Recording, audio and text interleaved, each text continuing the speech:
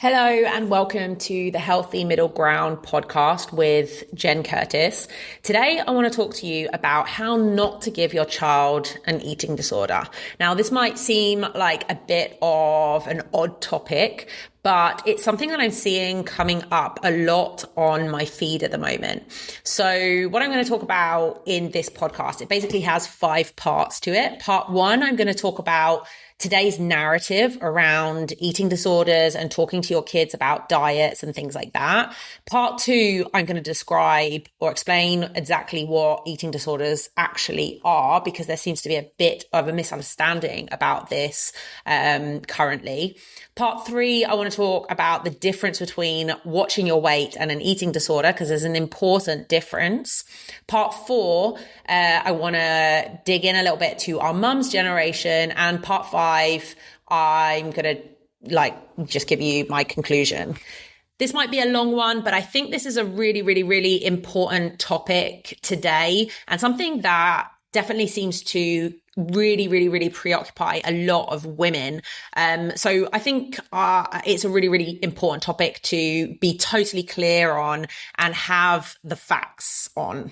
Okay, so today's narrative, it's very fashionable to say that you dieting or counting calories or weighing and measuring your food or trying to lose body fat will give your children an eating disorder. I want to start by saying that there is literally no evidence to back this up. And if we just kind of zoom out a little bit wider to just in general parenting advice today, there is a lot of parenting advice just being thrown at us all the time. And most of the advice mostly reflects the social and political beliefs of the person saying it rather than any real scientific consensus. So that's something that's really important to understand right off the bat. Mums today have a heavy reliance on experts for literally everything to do with parenting, including how to feed our children.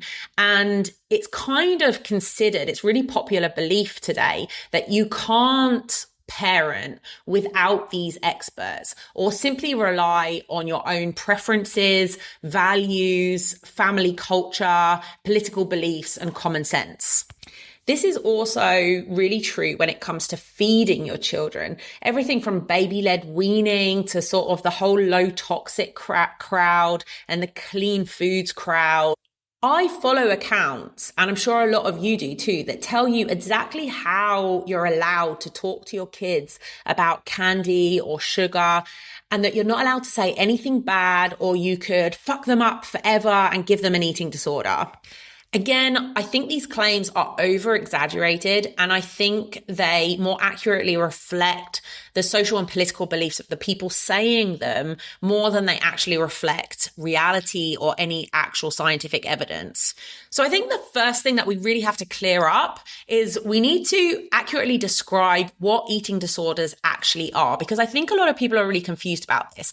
Eating disorders aren't actually about food. They are a mental health disorder that's about control, self-harm, and distraction from difficult emotions. They also map almost perfectly onto a certain time in young girls' lives where they're going through puberty, experiencing a lot of physical and hormonal changes, and becoming very self-conscious about their changing bodies and budding sexuality, leaving the innocence of childhood and starting to become aware of how they are perceived by others around them, in particular boys or the sex that they're attracted to. Of course, sometimes older women or men struggle with eating disorders, but like 99% of eating disorders are found in teenage girls, and most teenage girls do actually grow out of them over time. It's also important to remember that, and again, I think this is a really common sense point, and most of you probably know this, but I don't think we talk about this enough or emphasize it enough, but the teenage girls are, and women in general, are much more prone to internalizing bad emotions. So turning them inwards on themselves, doing things like engaging in eating disorders or cutting themselves or other forms of self-harm. Whereas teenage boys are more likely to externalize their negative emotions. So they get involved in very antisocial behavior, they get into fights, things like that. And on the extreme, they rape or shoot up schools. This is true of other age groups as well. Women are much more prone to those internalizing of bad emotions, anxiety, depression, things like that. Whereas men are much more prone to externalize their negative emotions and engage in more antisocial behavior. These are just patterns that are generally found in boys and girls and men and women.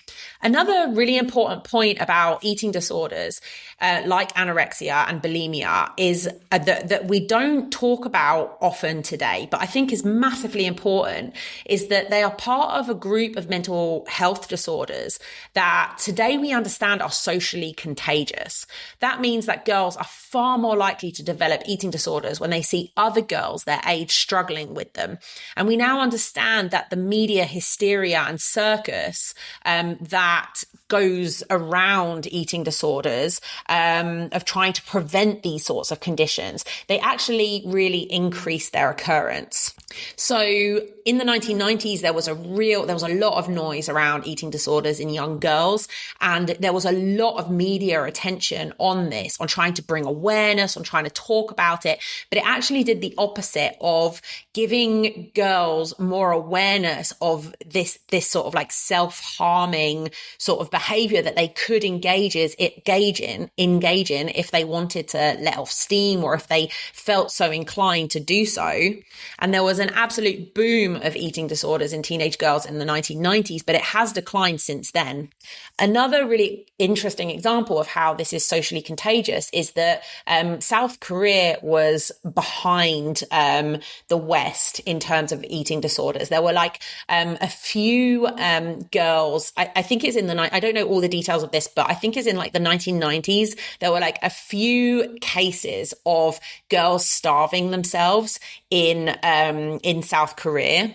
But they didn't describe it as thinking that they were fat and having body dysmorphia and trying to get rid of the body fat. It was just more of a self-harming behavior that they just like couldn't bring themselves to eat. But as the media in South Korea started to talk more about anorexia, it suddenly boomed. And all of a sudden, there were thousands and thousands of cases of young girls starving themselves to meet these so-called beauty standards.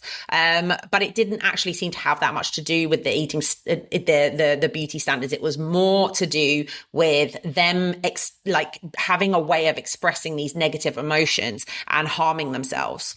There are other examples of these kind of contagious mental health or socially contagious mental health disorders. And that includes things like split personality disorder. I think it's called multiple personality disorder. And the most relevant contemporary example is the trans phenomenon. So a huge proportion, this might be a controversial point to make, but I'm going to go ahead and make it anyway. But an enormous proportion of individuals identifying as the opposite sex are actually teenage girls. And it maps on this incidence of of girls having body dysmorphia and identifying as a boy almost perfectly maps onto the dysmorphia that is experienced by teenage girls. It maps onto the exact same ages, the exact same kind of alignment with puberty and all the hormonal changes. And it also has a huge kind of focus on the body of the individual, including boobs and like all of the changing parts of her body that are causing her to feel very uncomfortable and very self-conscious. And this maps on almost perfectly with anorexia and trans and girls wanting to identify as boys. And it's really interesting to see the incidence of anorexia has basically plummeted since the 1990s, and the incidences of girls wanting to become boys and identifying as boys has the exact opposite kind of graph. It goes in the opposite direction of like the incidence going up and up and up as the rates of anorexia and bulimia plummet, it's like one has just completely replaced the other. And they obviously share a lot of the same features in terms of feeling very self-conscious about your body, especially the changing parts of your body, and kind of wanting to stop them from happening, wanting to control your body, feeling very dysmorphic in your body. Like there's a lot of very similar features. So eating disorders have this like social contagion sort of phenomenon, like added to it, that kind of element. But I think the big point I'm trying to make here is that it is ultimately a mental disorder, and it's not about the food. It's simply, oftentimes it's the one thing that teenage girls can actually control, not only about their own bodies, but also about the environment that they find them in. And not that long ago, I heard this really interesting comment. I don't know how true it is, but I heard it when I was potty training my eldest. He's 6 now, but I have a 3-year-old and a 9-month-old as well.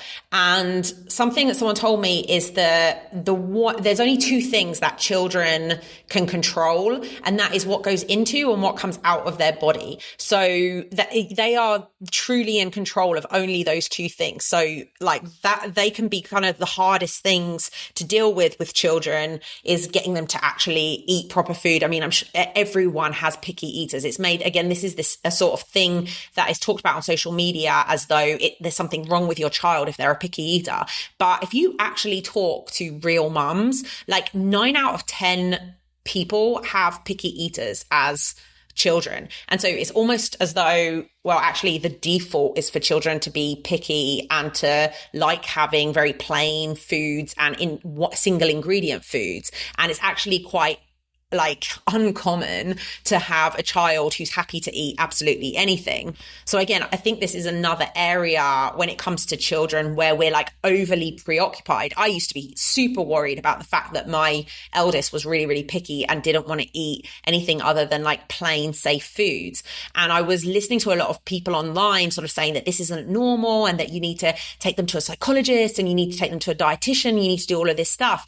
And then I like just opened my eyes and ears and started talking to the mums around me. And you notice that literally everyone has the same problem. So this can't actually, maybe this is a feature, not a bug. Maybe this is a thing that young children do as a normal part of development. And we shouldn't really worry about it too much, or we shouldn't necessarily try to intervene or try to change it, because actually the children who aren't picky eaters and will eat anything are actually the weird ones, right? And I mean, I'm very jealous of parents who have kids who eat that way, but at the same time, that doesn't seem to be the norm at all. So maybe we should just kind of chill out about it a little bit and just let it be. Because again, like children only really have control over what goes into and what comes out of their bodies. So I'm definitely of the camp that thinks like maybe we should kind of chill about these topics a little bit and not try to over control them and micromanage them too much.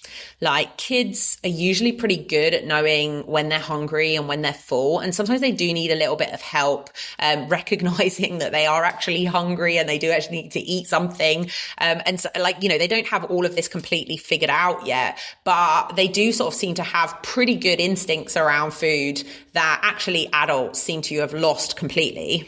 But anyway, my point about eating disorders, I went off on a bit of a tangent there, but my point about eating disorders is that eating disorders don't happen because you gave your kids the wrong message around food, or because like you talked about calories with your children or whatever. Eating disorders happen when it's young girls in particular, but other people as well, have negative experiences in their social environment, in their home environment, when they're struggling with depression, when they're struggling with changing hormones, when they're struggling with anxiety, and when they need somewhere to channel those emotions. And some girls cut themselves, and some girls engage in other sort of self-harm behaviors, and some girls develop eating disorders. The individual as well also has a genetic or a temperamental kind of like leaning towards certain behaviors or more neuroticism and less neuroticism. So like most things, you know, it's a combination of genetic factors and, you know, like nature and nurture. But in general, it comes from having either an unstable home environment or an unpleasant home environment, or not feeling, you know, like that she's got good social connections, or having problems at school, or having problems with other girls or with boys. It's normally to do with distressing life events and distressing internal emotions, then being kind of weaponized almost by, you know, these certain behaviors that allow her to exert some control over certain areas of her life. It often also brings with it an awful lot of attention, especially if it's quite extreme, from parents, from teachers. And so even though it's kind of negative attention in many ways, it still is attention on her. Now, I'm going to back up this claim with a bit of my own personal experience, right? When I was a teenager, I had pretty bad, like, binge eating disorder. I used to starve myself half to death for about 3 days, and then I would just binge my face off. And a binge could last for a few hours, or it could last for a few days. But I would get into a loop where I couldn't stop myself. Like, it was a very, very compulsive sort of behavior. Also, the over restricting, the under eating side of it, was also very, very compulsive. It's like I couldn't stop myself from doing it. And I also used to engage in lots of kind of like compensatory behaviors. I tried to make myself sick, or I would do lots of like cardiovascular exercise and like run for like 2 hours, and I'd run through pain, and I'd do lots and lots of physical activity to try to burn off it. And I would be doing that while also not eating for like a day and a half. So to some degree, my behaviors were pretty extreme. They were quite like, they were very unhealthy.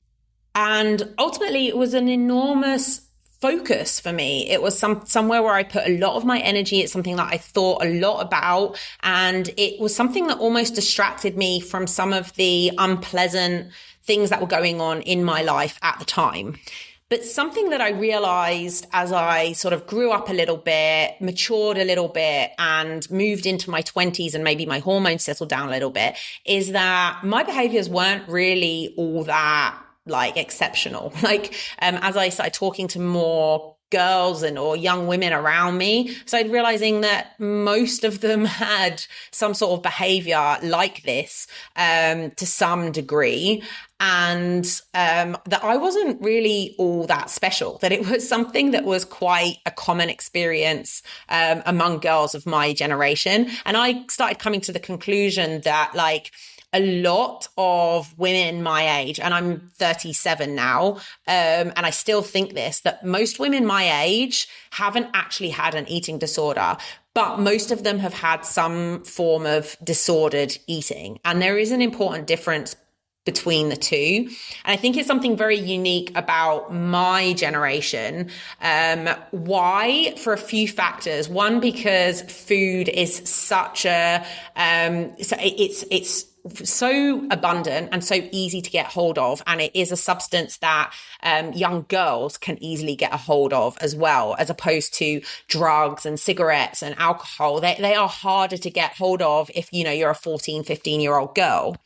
But it's also probably largely related to our mums' generation and their attitudes around dieting and food and the way that they would approach all of it. Because if you look at each of the generations, like if I look back at my nan's generation, they certainly, at least my grandmothers, they did care about being a healthy body weight. They did care about eating healthy food. They cared about eating regular meals.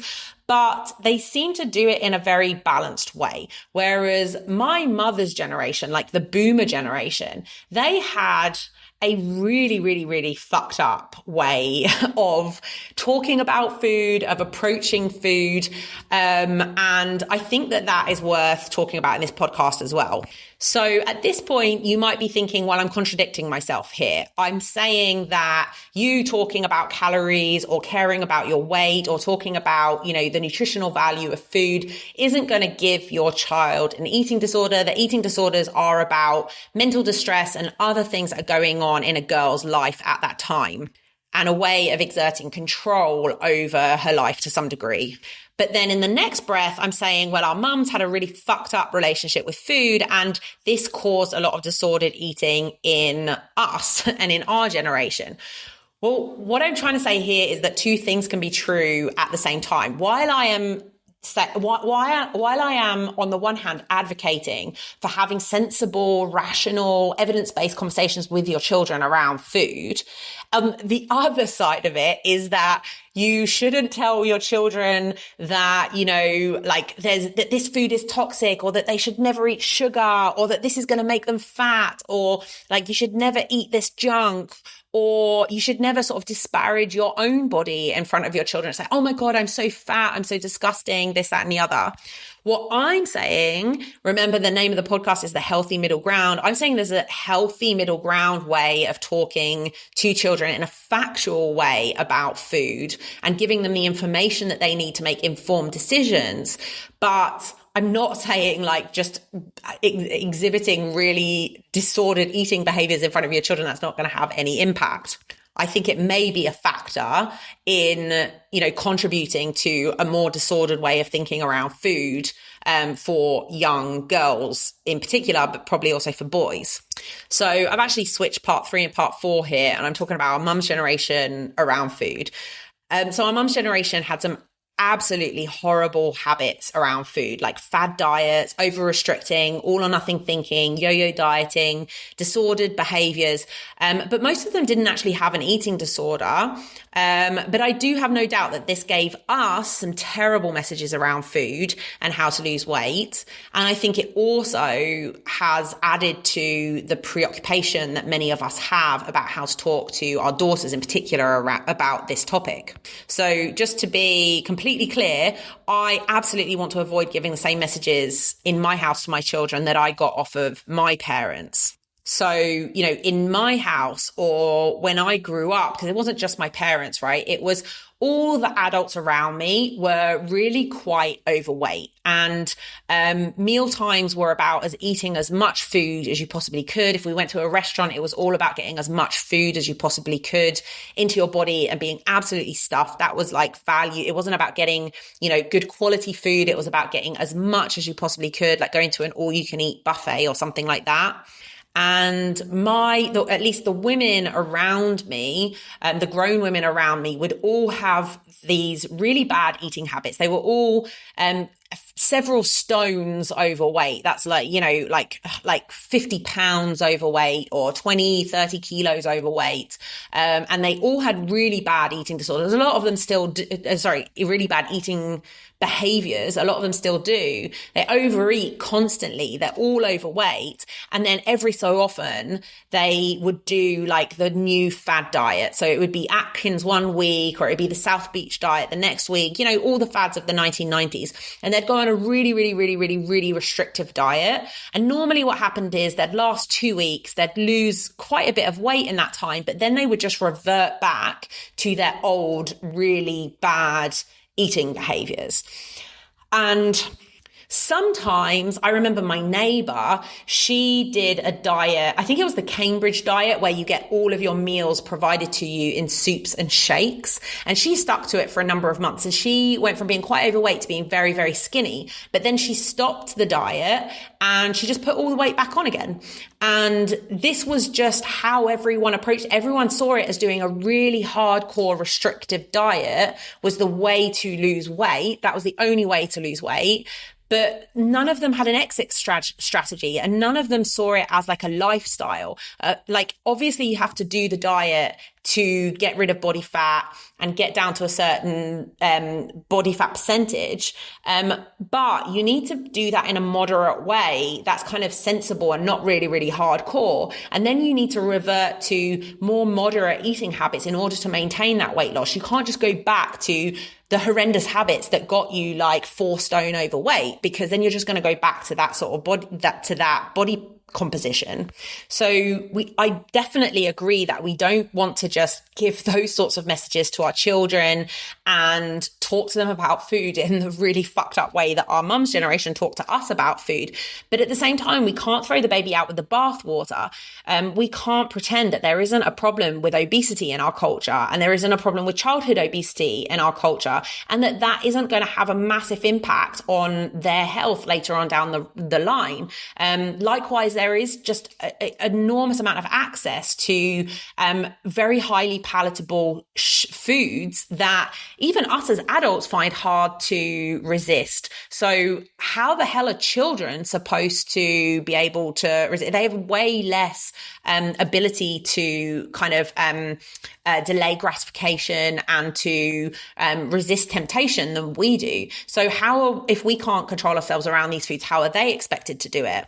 And we also can't pretend like it's not necessary to restrict our child's sugar intake, for example. You absolutely can allow your children to eat some sugar, but you can't just say, oh yeah, sweetheart, you want to eat sugar all evening and not have dinner? Fine, go for it. Like, that's not going to work either, because that's going to not only probably cause them to be overweight, but cause them to be deficient in nutrients and not very healthy.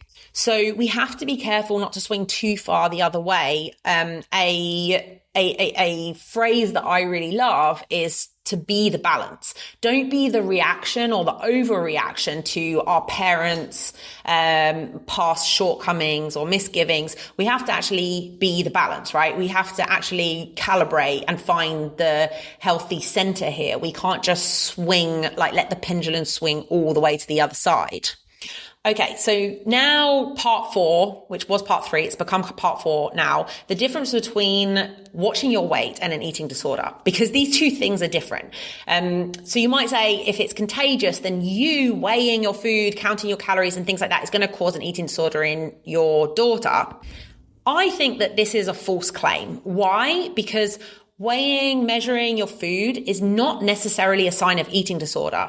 While the behaviours of those who do have an eating disorder does overlap with some behaviours that healthy individuals have, doesn't mean they are the same thing. Eating disorders are accompanied with mental distress, anxiety, and excessive restriction and or overconsumption. So sensible calorie restriction involves none of those things. It's a strategic, evidence-based, and rational approach to controlling body composition. So being aware of and conscious about calorie consumption as well as food quality isn't a bad thing, and it certainly isn't an eating disorder. In fact, I would say it's an essential part of a healthy lifestyle, especially in the modern world. So there's a healthy middle ground here. Too much preoccupation with these things is no bueno, and too little is also no bueno. Right? It's like, this is exactly why I've called this podcast the healthy middle ground, because there is a healthy middle ground between these two extremes. Literally in every single kind of topic you can possibly fathom, but also in this one.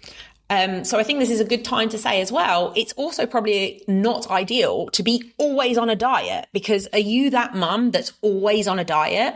If so, it's a good idea to diet down to your desired body fat percentage and then come up to maintenance. You should be modeling for your children how to lose body fat if that's something that you need to do at some point in your life, say after having a baby or after maybe putting on 2 kilos because of the holidays and you had fun and whatever. But you should also be modeling for your child how to fuel your body properly, hopefully for exercise and daily life. Hopefully you're lifting weights. Hopefully you're active, you're running, you're roller skating, you're doing this kind of stuff. You should be modeling for them how to eat a balanced diet and showing them how it's possible to enjoy fun foods in moderation without binging your face off, without eating in secret, and without beating yourself up mercilessly afterwards or engaging in compensatory behaviors. But it's also important to show them how not to eat too much or too much of the wrong stuff. Again, notice where I'm going with this. Healthy middle ground, two different things can be true, etc. So likewise, my experience is that many people don't actually have an eating disorder, but they do have disordered eating and disordered thoughts around food. But again, which one they have is a question of severity. It's different in magnitude, not in kind. Another example is that some of the behaviors of people with depression overlaps with behaviors of someone who is sad but healthy, but that doesn't mean that they are the same thing. My granddad, very wise man, he always used to say to us, there's a difference between scratching your ass and tearing it to pieces. And it's just a phrase that, as ridiculous as it sounds, has kind of guided me a lot through adult life and just the nuanced complexity of the world. Okay, so let's just wrap things up here. Here's my conclusion, or the main points of this episode. First of all, eating disorders are not about the food. They are a symptom of mental distress. Eating disorders mainly affect young girls, and it is a form of self-harm. We should be modeling healthy eating behaviors to our children, how to eat enough, but also how not to eat too much, how to stop when you're full, how to base your diet on nutrient-rich foods, and cover all your micro and macronutrient needs. If at certain points in your life you need to lose some body fat, I think you should be modeling to your children how it's possible to do that in a healthy, balanced way without depriving yourself, without driving yourself batshit crazy, without beating yourself up, and without starving yourself half to death. And I think you should also be modeling for your children how to eat at regular meal times, how to fuel your body properly, etc., etc. I also believe that at a certain point, you should also be talking to your kids about good nutrition in age-appropriate ways, like what good nutrition constitutes. This includes micro and macronutrients and what they do in the body, again, in age-appropriate ways. You know, my 6-year-old, we talk about the fact that protein will help him be big and strong and build big muscles and build strong muscles, and it will help him recover from running around. We talk about how carbohydrates help him have energy and run around and do lots of things. And we talk about how vitamins and minerals are important for being healthy, and how things with fiber in them are important for doing a poo and having good digestion. And it's possible to talk to a 6-year-old in that way. My 3-year-old sort of gets bits of information from that as well. Like he's hearing a lot of the conversations that I'm having with my 6-year-old. But we also talk about how, you know, sugar is really fun to eat and it tastes really good, and it's really normal to enjoy it, but that we need to be careful not to have too much of it, because too much of it isn't good for us. Kids can handle this kind of nuance. They really can. Like, it doesn't need to be extreme messages around food. We don't need to be talking to them, telling them that there's stuff that they shouldn't eat or that things are really bad for them or anything like that. But they can handle a bit of nuance. And obviously you can build on that nuance and build more complex messages as your children get older and can handle more abstract information. So I think we should be talking about diet quality with our children, but I think that we should also be having conversations about how much you need to be healthy. So this doesn't necessarily mean a conversation around calories. I haven't ever used the word calories around my children. I don't really think it's necessary at this age, but I imagine it will be later on. But you should be talking about not eating too much or too little. And, you know, honestly, my kids are more prone to not eating enough. But I think we need to watch. Different children are going to have different tendencies one way or another. And we do need to be able to have sensible, calm, nuanced conversations with them that aren't, you know, about beating them up or telling them that they've done anything wrong, but helping guide them to make good decisions as they get more independent, as they grow up. Something that I think is really important here is that the absolute best thing that you can do for your kids in terms of them having a healthy relationship with food is to figure out your shit with food. Like, I have this conversation with a lot of friends where we say that like having kids is like literally therapy. Like it's a really big light shone on your emotions, and you have to learn how to regulate your emotions. Even if you didn't know how to do that before, you have to learn how to like control your shit and be like, a balanced, normal human being in front of them. But if you have issues around food, and if you are prone to catastrophizing over food or having all or nothing thinking around food, if you are prone to disordered eating behaviors around food, not necessarily eating disorders, but disordered eating behaviors, like over restriction, like overeating, like binging, then I think it's your responsibility it might not be your fault, right? But it is your responsibility to figure your shit out so that you don't pass on those crappy behaviors and like things that are ultimately going to be harmful to your children. If they're harmful to you, they're going to be harmful to your children as well. So it's your responsibility to figure that out. And the best thing you can do is learn how to have a healthy relationship with food yourself. Now, that's much easier said than done. And I do have some resources that can help that I'll mention at the end of this podcast. I have a really great email course on emotional eating, and another one that I've just done. I just finished it this morning on CBT, cognitive behavioral therapy for eating. So I will put those in the description, and you can check those out. I think this is a really good first step to understanding like your fucked up thoughts around food, and to start building healthier habits or just thoughts around food and exercise.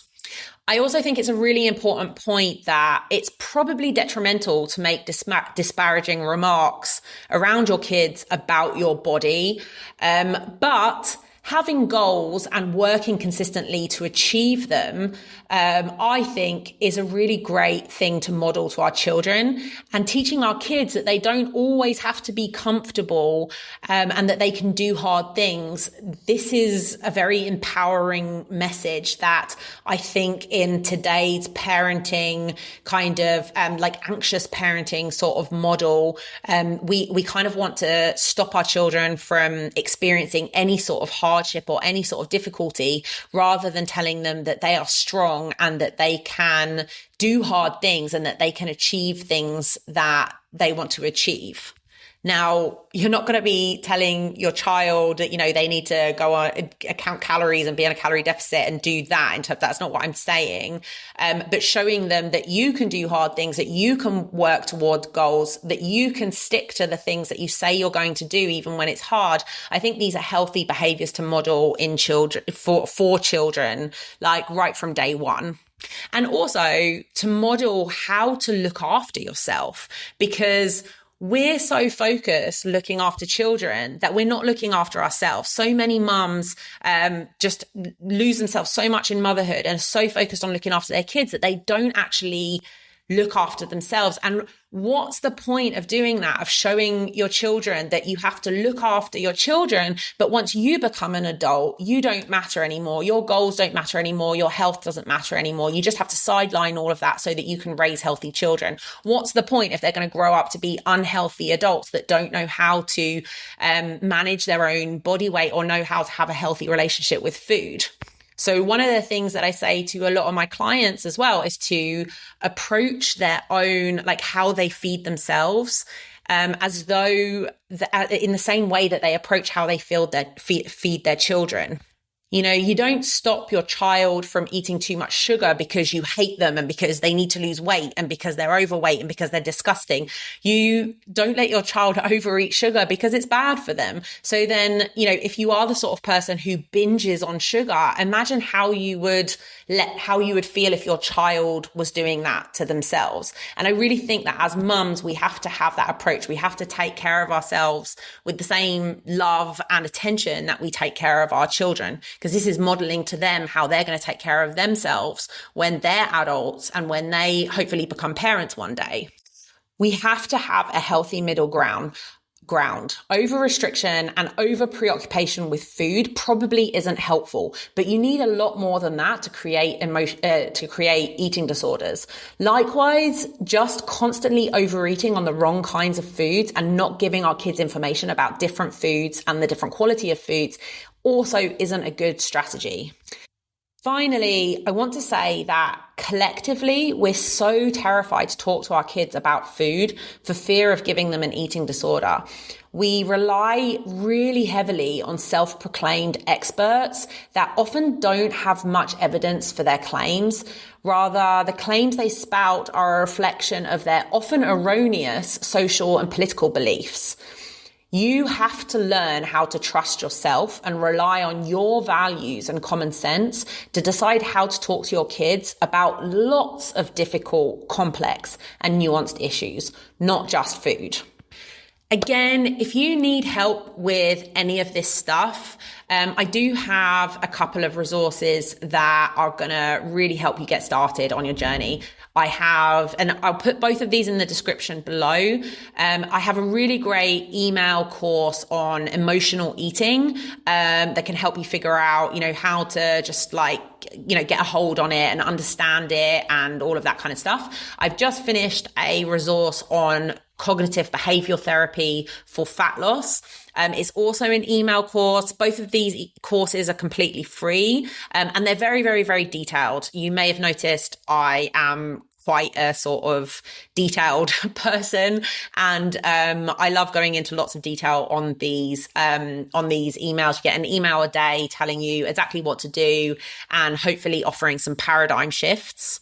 If you want a sensible approach to fat loss, I have another resource that's also an email course for getting started with fat loss, for understanding the basics of fat loss, and again, like a rational, calm, middle ground, sensible kind of approach to fat loss, not a really, really restrictive diet, or anything like that. So you can get started and understand the basics of my approach, through that email course.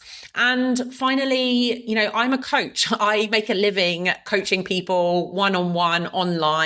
And if you are interested in diving into this stuff deeper, this isn't the only thing I do with my clients. There are 3 kind of parts of my approach to coaching: nutrition, training, and then all the mindset, psychology stuff as well. So if that sounds like something that, you'd like help with or something you'd like to do, get in touch with me about coaching and we can have a call to see if it's a good fit.